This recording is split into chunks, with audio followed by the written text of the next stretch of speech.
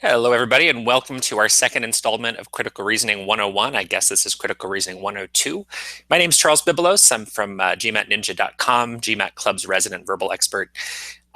So for those of you who joined us last week, we covered kind of the fundamentals of critical reasoning through the lens of strengthen, weaken, and assumption questions, three of kind of the most fundamental types of questions on GMAT critical reasoning.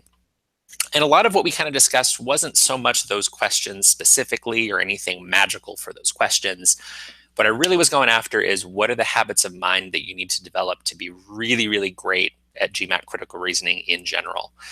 And before I go on and say more about what those things are and kind of get you refreshed to go through these questions for today, if you haven't already, please go to that link. It's in the description box right now. So go to that description box, click on that link. There's a Word file. It has the 5 critical reasoning questions we're going to go through today.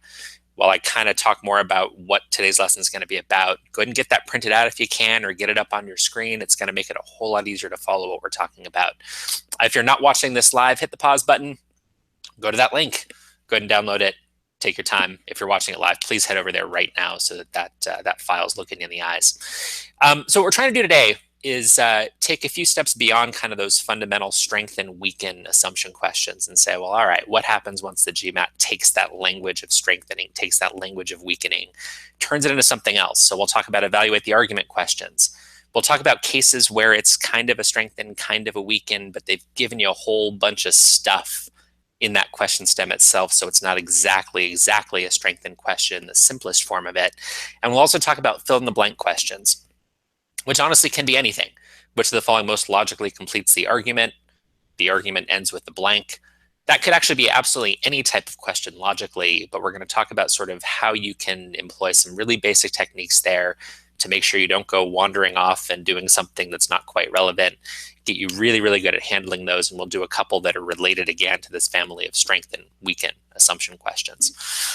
So kind of the 3 general principles in general for critical reasoning that are going to get you a long, long ways. First and foremost, we always want you to think structurally. So when we talked about strength and weaken and assumption questions, what do I mean by structure? What's the thing that really matters? Well, if you read these passages and you just kind of go, well, I got 3 sentences, fact, fact, fact, you're missing the point. What do you need to do before you jump into those answer choices? It's engage as deeply as you can in what that paragraph is saying. Understand exactly what they're going after. If you jump too quickly into those answer choices, you're going to get yourself into trouble, I promise. That's not where you shortcut. Invest in your question, but what does that mean? It's understanding the logic behind how that paragraph is put together. So in the case of strength and weaken an assumption, the nice thing is there's always a conclusion. How can you strengthen a passage that has no conclusion? You can't do it, which is why we wanted to start with these kinds of questions. Very, very clear what we mean by structure. There's a conclusion, then there's a bunch of stuff that supports that conclusion. Get your head around that first. If you don't have the conclusion exactly right, you're in trouble.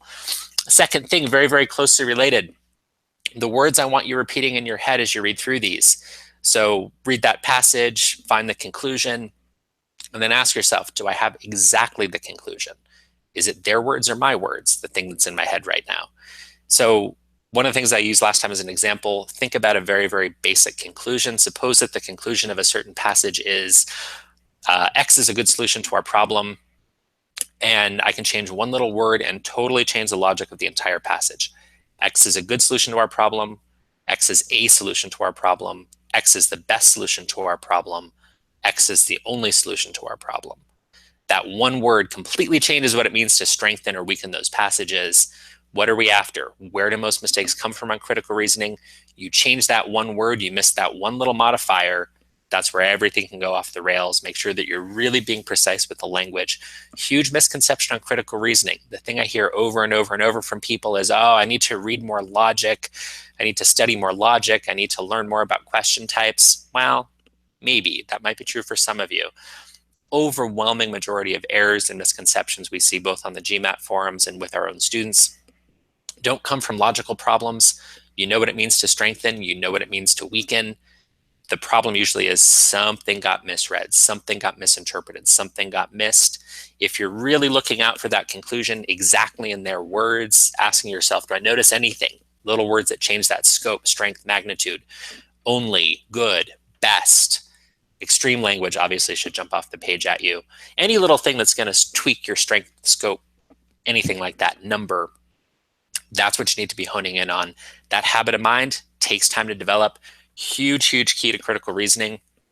And third and final thing, don't fall in love. And you guys have all heard me say this before, and most of you have learned this from whatever other test prep materials you've been looking at.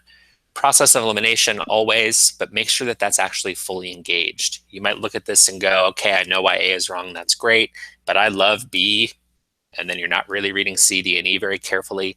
Don't let that happen. There might be one little word in B that completely changes your game. Make sure that you're being really, really disciplined about saying, I'm always going to find 4 wrong answers, not just 1 right answer. Huge, huge habit of mind that's going to make a huge difference for you in the long run.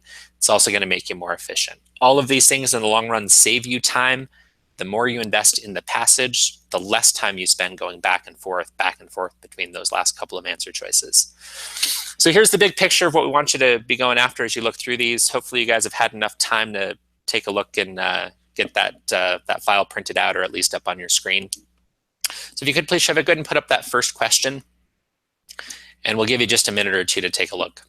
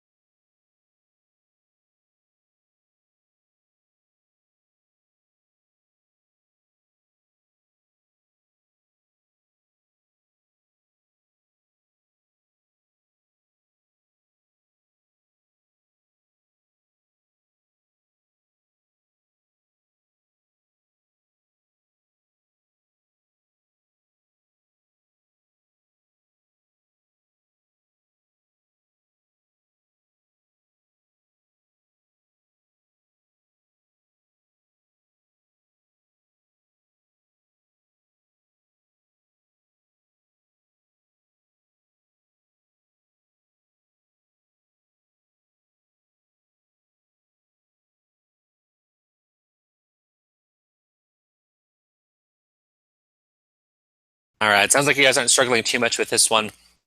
So yes, it is just a strengthened question, right? But notice the language in that question, which of the following, if true, most strongly supports the claim that the proposal, if carried out, will have the announced effect.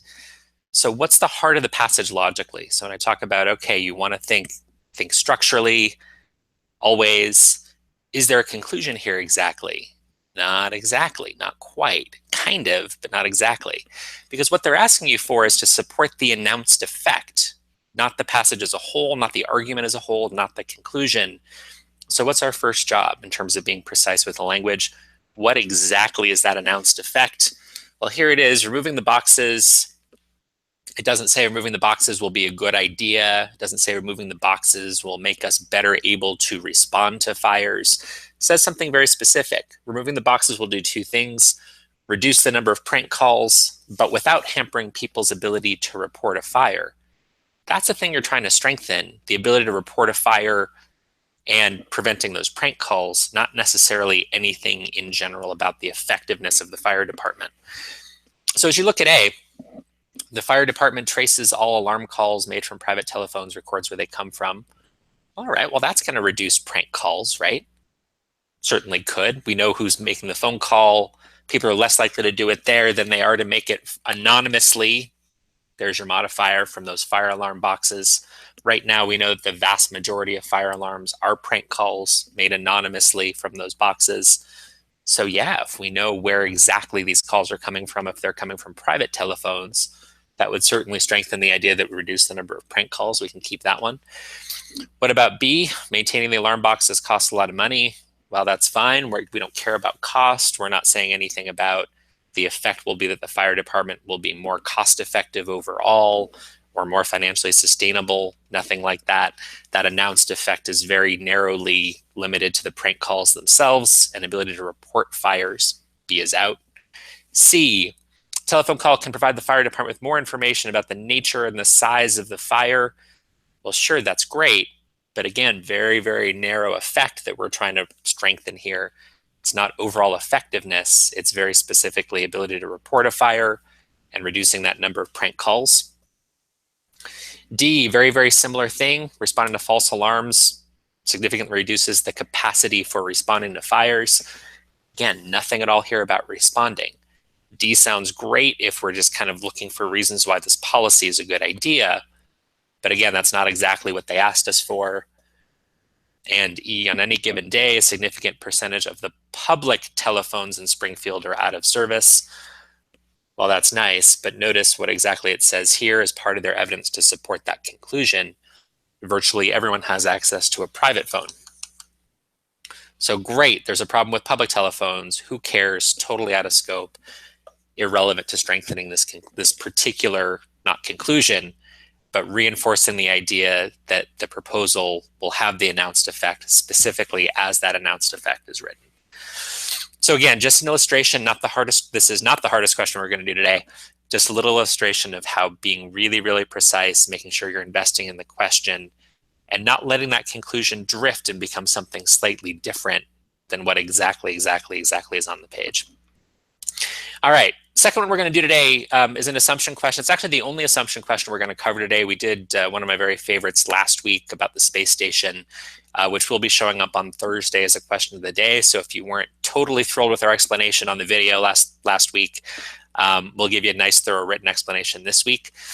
This one, I believe, was yesterday's question of the day. So we'll have an explanation for that one up a little bit later on this morning.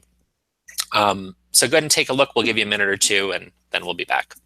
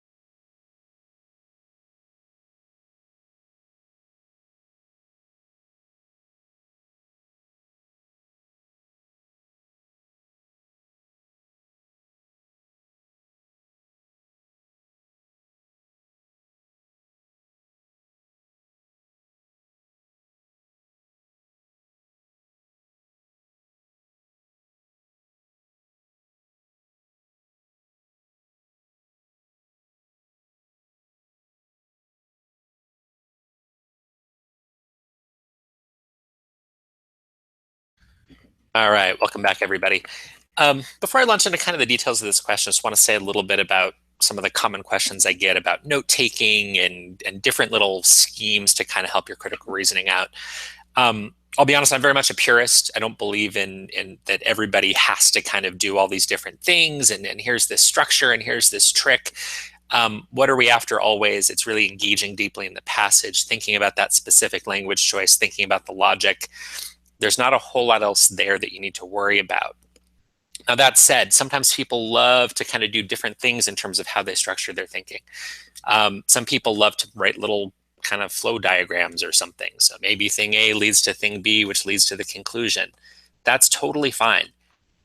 If there's some other little thing, there's different boxes, there's different schemes all over the place for how do you break down that passage. You kind of put the assumption here and you put the premise over there and the conclusion over here. All those things are totally, totally fine. If you've fallen in love with one of those instruments and that's something you really, really enjoy, that's great. What do I care about? Precision of your language, structural thinking, not falling in love using process elimination. Those are the three things I really care about the most that are going to make the biggest difference in the long run. If you like your notes in kind of this sort of form where it's more of a picture, that's totally great. If you like to kind of make little lists out of things, that's great. If you don't like to take notes at all, that's absolutely fine as well. Everybody's different. Some people need to take a ton of notes to really be successful in critical reasoning. My wife is a former attorney. When she was taking the LSAT, her books are marked up, underlined, everything's circled, there's notes all over the place. That's just how her brain works. For me personally, I don't take a ton of notes in real life. I certainly am not suggesting that when you do critical reasoning, you need to write out everything the way I just did here. This just makes it a lot easier for us to talk about and gives you an idea of how I think you should be thinking about it. Conclusion first in this case, evidence second, be really, really clear about the language choices in those things. If you don't want to write anything down because you find it distracting, great. If writing a little bit down helps you, go for it. If drawing a picture helps you, great, go for it. If writing a ton out helps you, and if that's necessary for you, no problem. If that's the thing you need to get them right, go for it. The key here is figuring out what works for you. And the things that are not negotiable is, yeah, you've got to read the passage precisely, get that language exactly right. More importantly, think structurally, not fall in love with answer choices. Again, whatever helps you the most, a picture, limited notes, comprehensive notes, or no notes at all, absolutely no problem. Everybody learns differently. Figure out the one that works best for you. All right, on to this conclusion. Nice assumption question.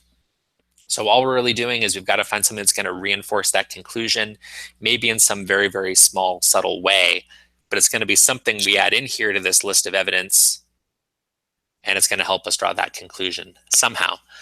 What's the conclusion? One of these nice, annoying double-barrel conclusions. Either Winston's school children have been exposed to greater quantities of the chemicals, or else they're more sensitive to them than school children were 10 years ago. We really only have one piece of evidence to support that.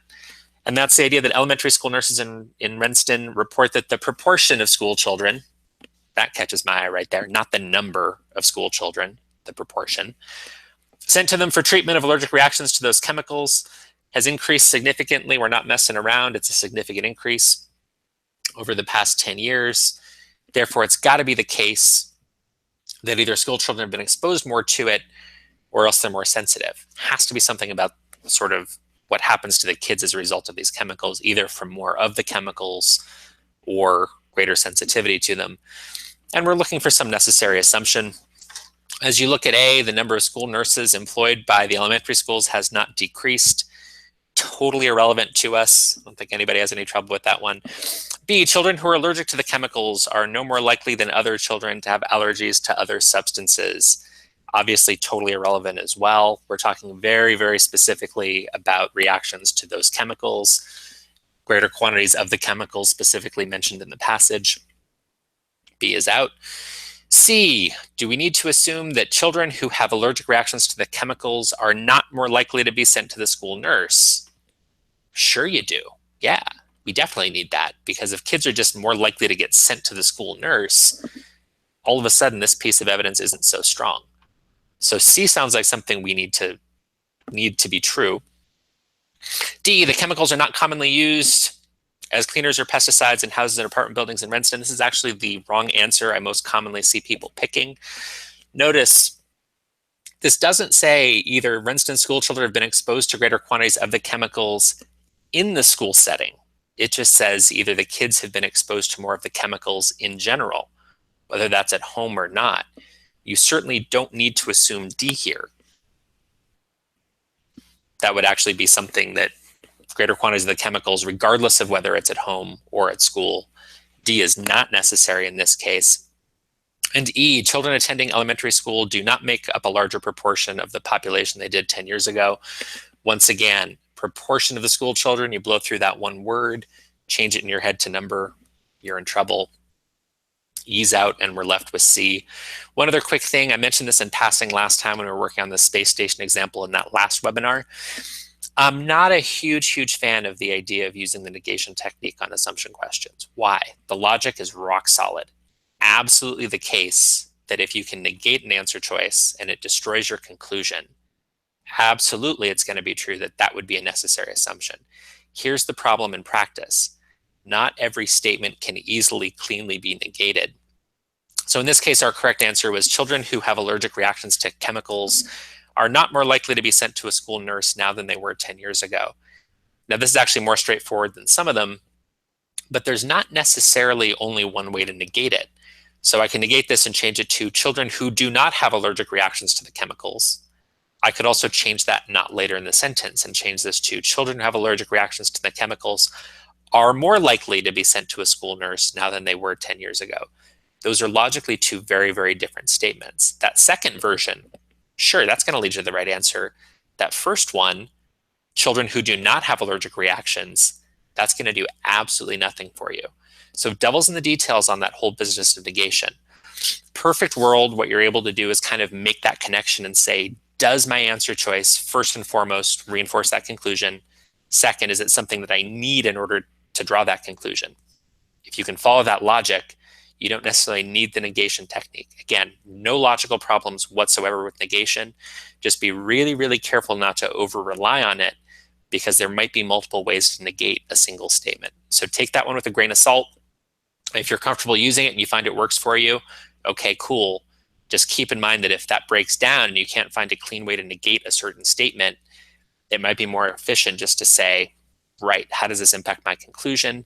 Does it reinforce it in some way? And more importantly, do I need it in order to draw that conclusion? You might not need the negation technique as much as you think. All right, let's move on to number 3. So this one is an evaluate the argument kind of question, taken on request from one of our favorite GMAT club members. What I want you to think about here, these are really no different. Evaluate the argument. Which of the following do we need in order to evaluate the argument, or which of the following would be the most useful? It's really just like a strengthen or a weaken question, except that we're not pointing in a particular direction. So this might be something that strengthens, might be something that weakens once we actually know the facts, but the essence is still the same. Which of these things would be the most useful to evaluate whether the conclusion is true or not? All right, we'll give you a couple minutes.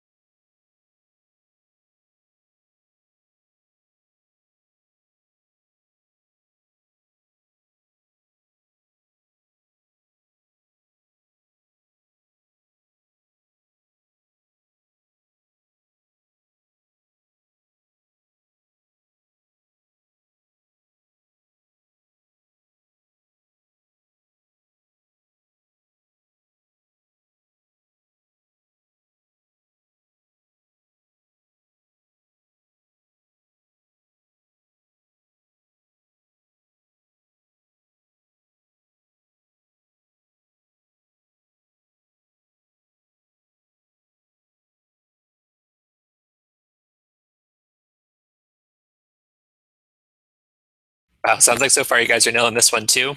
Sounds like no dissent really whatsoever. Okay, so what's the technique here? Again, what's that conclusion that we're trying to evaluate? Monkeys probably rub millipedes on their fur only because doing so helps protect them against mosquitoes. What's the key modifier that jumps out at me? That word only is always going to leap off the page at me. Extreme language, anything that's going to kind of make something airtight. They're basically saying this is the only reason why monkeys probably rub millipedes onto their fur. It's not because it makes them smell better. It's not because they just have a nervous habit. It's not because they absorb nutrients through their skin. It's only because doing so helps them protect against mosquitoes. So, okay, what's the evidence to support that?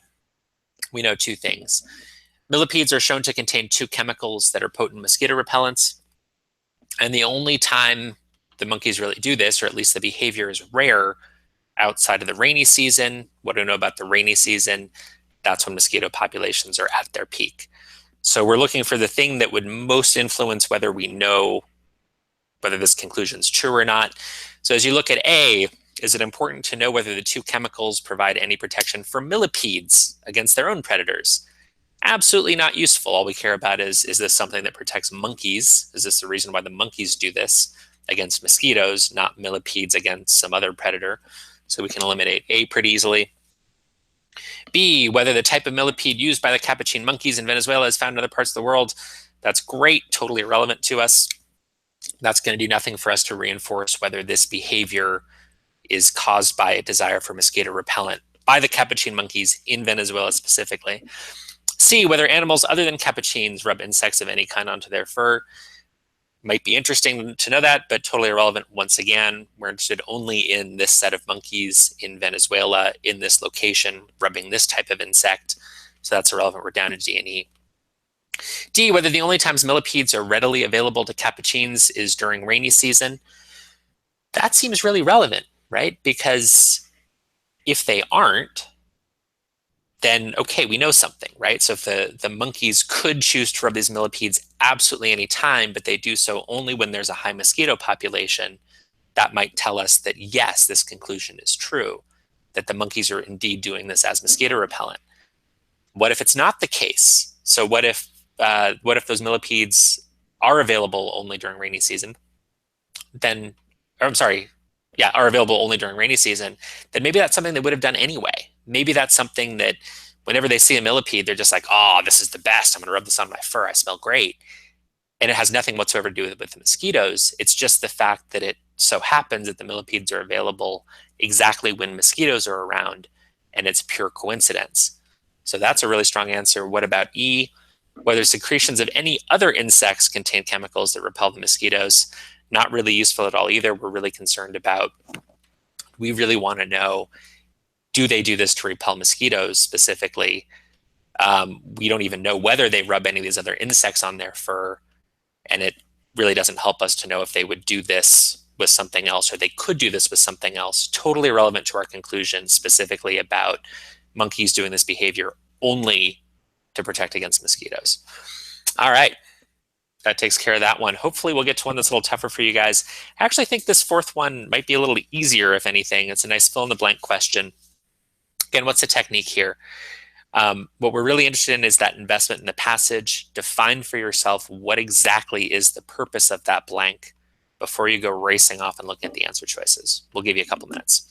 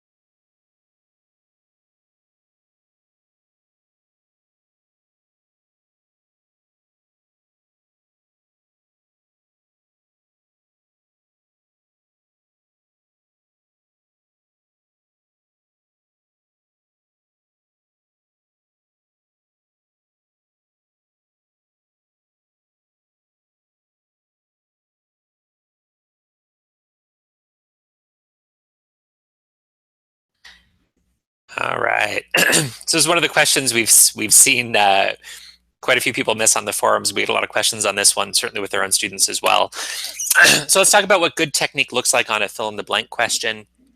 There's nothing terribly special about them.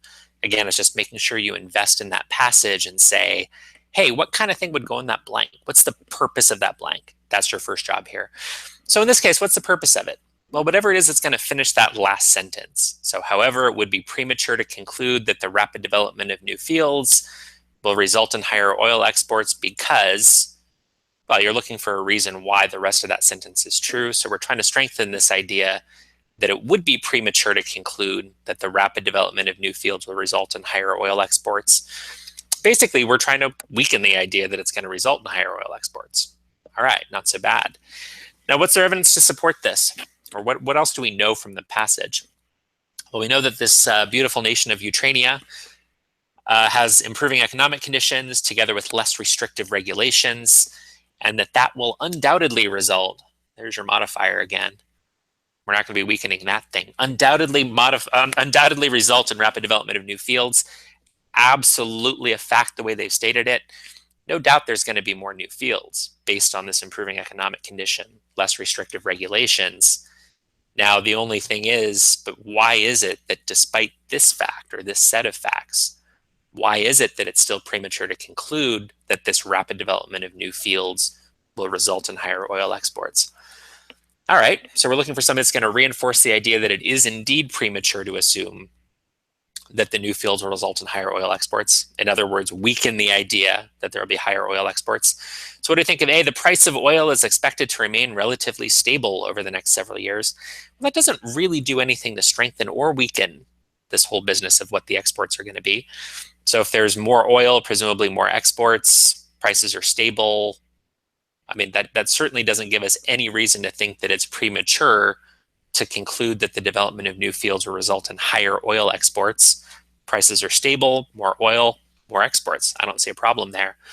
A is out for that reason. B, the improvement in the economic situation in Ukraine is expected to result in a dramatic increase in the proportion of Ukrainians who own automobiles. What I get a lot of the time on this is, wait a minute, what do automobiles have to do with it? It didn't mention automobiles. This is out of scope.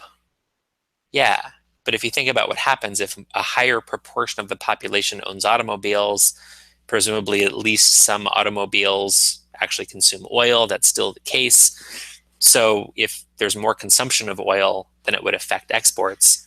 So yeah, that's relevant. Hang on to that one. C, most of the investment in the oil fields in Ukraine is expected to come from foreign sources. The source of the investment doesn't matter. The destination of the profits doesn't matter. All we're saying is it true or not that it would be premature to conclude that the rapid development of fields will lead to higher oil exports? We're concerned with what's going to happen to oil exports. The source of the investment money is totally irrelevant to that. D, new technology is available to recover oil from old oil fields formerly regarded as depleted. Well, if that's true, it means we're going to produce more oil, right? And that actually doesn't help us strengthen this statement. So if D is correct, we're producing more oil, oil exports go up. That doesn't reinforce this statement one bit. It actually suggests that oil exports increase. That's the opposite of what we're trying to do. D is out. E, many of the new oil fields in Ukraine are likely to be as productive as those that were developing during the period when Ukraine was a major oil export. Once again, this is reinforcing the idea that we're producing more oil.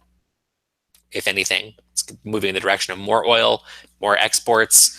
Does not strengthen this statement because instead it just strengthens this bit, does not strengthen the idea that it would be premature to conclude that oil exports will increase. E is out as well, and we're left with B. All right, we've got one more. Looks like we're going to finish just a little bit early today. One more fill in the blank. This one is a little bit less straightforward in terms of kind of the structure of it, less clearly kind of a strength and weaken assumption. Starting to get into this wonderful GMAT land of guess what? Most questions don't fit into a nice, neat box of question types anywhere near as easily as we'd like to think. This one's a little bit further off the path away from straightforward strengthen and weaken. Go ahead and take a couple minutes and we'll be back.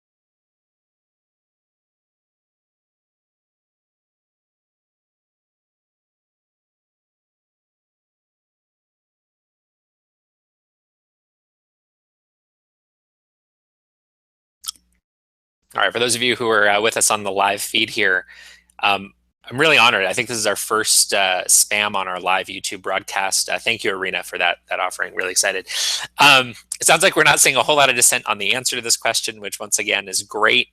I know some of you probably still need another 30 seconds or a minute to kind of get there. So please, please don't be shy. If any of you are kind of going, oh boy, the first few people are all getting the same answer. If you disagree, please don't be shy.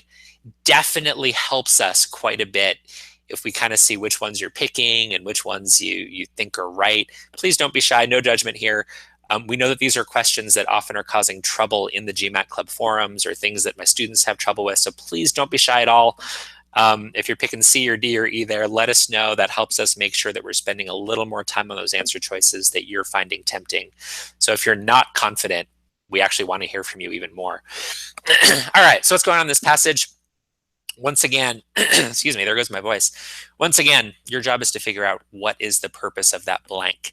So what must be shown in order to avoid excessively restrictive controls is that blank. Well, it's not really a straightforward weaken or strengthen or anything like that. It's just, hey, what's the thing we need to do? It's almost like an assumption, kind of. What's the assumption we need in order to avoid excessively restrictive controls? So what do we need to know here? Well, before we get there, what do we already know? Well, there was this conference about environmental threats to the North Sea. Most participating countries favored uniform controls on the quality of effluent. Small thing that jumps out at me here, I always talk about these modifiers, quality of effluent, not just quantity, quality. Is that a big deal? I don't know, but it's a type of thing that is your habit of mind. You want to just get better at saying, well, that's tweaking the meaning of something a little bit of change the scope, strength, magnitude, number, any little adjective, adverb. Over time, you'll become better at picking up on those things. Uniform controls on the quality of effluent, regardless of whether specific environmental damage could be attributed to a particular source of the effluent. Okay, so most countries support this, even if we're not exactly sure what specific damage happened from any particular source. But what we're interested in is, how do we avoid excessively restrictive controls? What does that even mean? All right, well, it's not really obvious what we're going for here, other than just something that's going to show that if we implement these controls, it's not going to be excessively restrictive in some way. So let's go through these. What do you think of A? Any uniform controls that are adopted are likely to be implemented without delay. That actually sounds like something that, if anything, could lead to more restrictive controls, right? If we don't have the chance to think through them very carefully, we're going to implement them right away. In all likelihood, that's irrelevant to whether those controls are totally restrictive. But you could also argue that if anything, it goes in the opposite direction, that if we're implementing quickly, maybe we're more likely to make a mistake. Certainly, it's not something that's going to help us show that we're going to avoid excessively restrictive controls. B, any substance to be made subject to controls can actually cause environmental damage. Hey, that's a pretty low bar there, right? That's not a very strong statement. Any substance to be made subject to controls. I suppose it's absolute in a sense. Any substance can actually cause environmental damage. So that should catch your eye, right? Any substance can actually cause environmental damage. But notice a couple things about the language here. So any substance, sure, can cause environmental damage. Not necessarily that it does cause environmental damage or that it has caused environmental damage. So sure, any substance that we're going to control it has the potential to cause environmental damage, regardless of whether we can attribute specific damage to any particular source of the effluent. Do we need to know that each of these substances actually could cause environmental damage? Seems reasonable to me. Hang on to that one. C, the countries favoring uniform controls are those generating the largest quantities of effluents. That sounds like it gets into the politics. We can kind of go and spin off and start thinking about reality of what happens at environmental conferences, and it gets super, super interesting.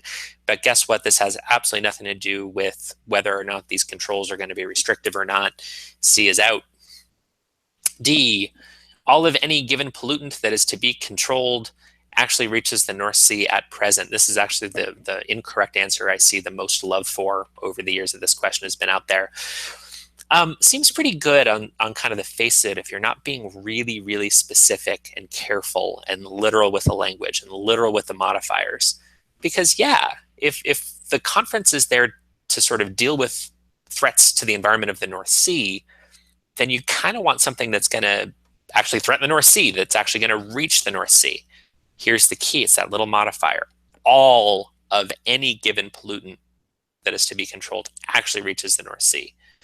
Now, if you drop the word all, this is reasonable enough, right? Any given pollutant that is to be controlled actually reaches the North Sea. Okay, now this becomes pretty useful, right? Because we need something that's actually, if we're going to control it and not be excessive about it, we actually need this to be something that is a threat to the North Sea.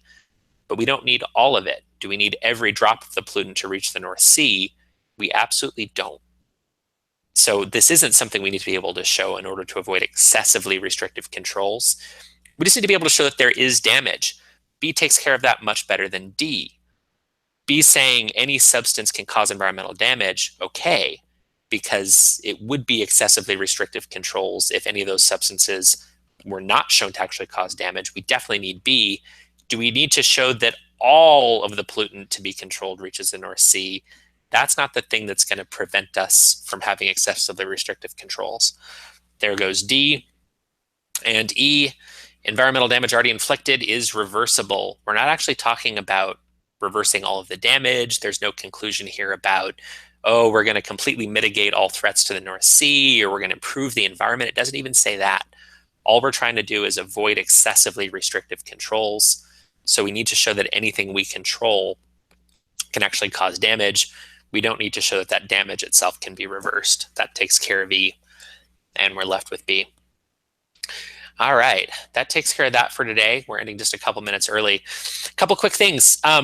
We have one more left in this series. So next Wednesday, same time, same place. We're actually going to be back to sentence correction unless somebody talks me out of it. We're going to be talking about punctuation on sentence correction. Why? It's actually one of the things I see the most misconceptions about. It's in some ways a really small topic. Like, you know, you're going to get tested to death on modifier placement and comparisons and parallelism and pronouns and verb tenses. All of those things are kind of the big, sexy, I don't know about sexy, relatively well-known issues. It's interesting on the punctuation side. I get a lot of people kind of worrying about commas and worrying about colons and worrying about dashes. It actually isn't a big issue in the sense that you're going to see punctuation as deciding factors. But what I'm going to be going after on Wednesday is trying to get you guys to sort of see when you should worry about punctuation and when you shouldn't. Most of the time, you shouldn't be really worrying about it. So we'll talk about that a little bit, which bits of punctuation should catch your eye, which ones are basically irrelevant to you. So that'll be next Wednesday, same time. If you have any particular requests or particular questions, please visit that link that we have posted up in the description box right now, and go ahead and put in whatever questions you find interesting, or if there's any particular pieces of punctuation you want us to discuss. I'm more than happy to take requests as best we can. Second thing, please hit that subscribe button. So next week is our very last in the sequence for this year. GMAT Club we are constantly doing other admissions chats, all kinds of things. You're going to see a lot more videos coming up in the next few months. So hit that subscribe button. That way you're getting updates, and we'll be back with more GMAT videos in the new year, most likely sometime in January. And last thing, for those of you guys who are in North America, happy Thanksgiving. Please eat tons and tons of good stuff for me. If you're not in North America, please also eat tons and tons of good stuff for me. It's my favorite American holiday. We just eat all day. It's awesome. All right. Thank you so much for joining us, everybody. Happy Thanksgiving again, and we'll see you next week. Same time, same place. Punctuation on sentence correction. Thank you.